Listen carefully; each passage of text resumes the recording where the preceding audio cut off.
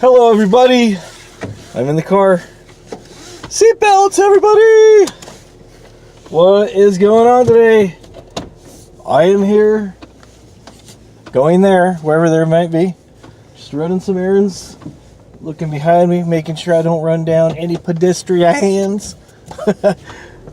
Any pedestrians, you know what I'm saying. Anyways, real quick story. Travel back in time with me to 1984. Remember that on Wayne's World where they go like they're supposed to be time traveling? Anyways, it's 1984. I'm a much younger wombat, hanging out in my garage with my friend Eric. We're playing guitar. We called it band practice, but it was just really me, him, and I think there might have been another guy there. The guys that we were supposed to be in our band with, there was supposed to be a guy who was the drummer who didn't own a drum set, and there's this guy named Frank who could play guitar really well. He was supposed to be the lead guitarist, but he lived like a ways away, so it's like whatever. We're just hanging out, just messing around pretty much is what band practice usually meant. So Van Halen had an album that came out called 1984. See the connection there? 1984.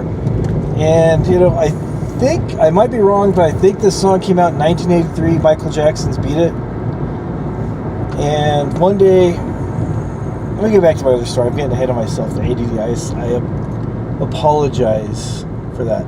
Anyways, we're out in the garage jamming, and like a lot of people, our garage was pretty cluttered. My dad was a mechanic, and he was always working on people's cars. So, right, the little area that we were jamming, there was a car there. It was an old, I want to say Dodge panel van, probably mid-30s. I don't even remember. It was so long. I remember being green, and I remember having a huge metal bumper on that. And my dad had done some engine work on it, and it was parked not directly under the engine hoist, but just backed up a little bit, and the hood was closed, and the chain was just kind of there off to the side. So, I don't know if you've ever heard the song Panama that came off Van Halen's album from 1984, but if you've seen the video, you'll see that there's times when Diamond David Lee Roth goes flying across the stage, all in a harness that you can't see, but you just see there's a wire. You don't see the fancy harness that he has. And then a little bit later, Eddie's doing it. Different parts of the video, they swing back and forth. So we're out there messing around, and my brother, who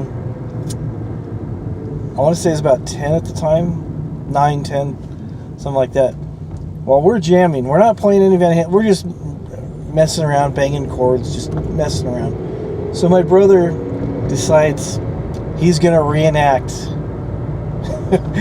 the Panama video, and he doesn't say anything to us, but he climbs up the engine hoist. It's like an A-frame rack, and he climbs up this thing like a spider monkey, and he's hanging on one of the cross supports and loops the big hook into his back belt loop.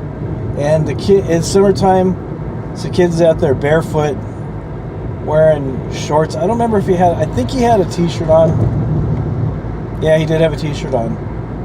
That's right. So anyways, he thinks he's gonna fly and be like the superstar while we're just messing around jamming. So he takes this leap off the thing like he's some circus performer. He just puts his arms out, and I seen him out of the corner of my eye. I go, no. I didn't say anything to him.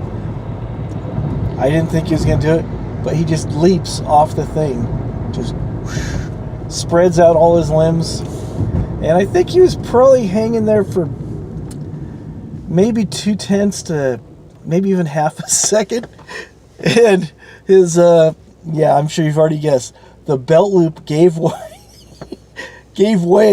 and he tried to catch himself falling, and then he hit his back on the bumper of the car, scraped it up pretty bad, and then he got up real quick. He's all, "I'm all right, dudes. I'm good. And he went in the house, and he was trying to do everything he could to fight back the tears. I felt bad for him, but at the same time I was laughing. I'm like, dude, what a fool, man. He was all right. His back had some minor scratches, nothing even to draw any blood.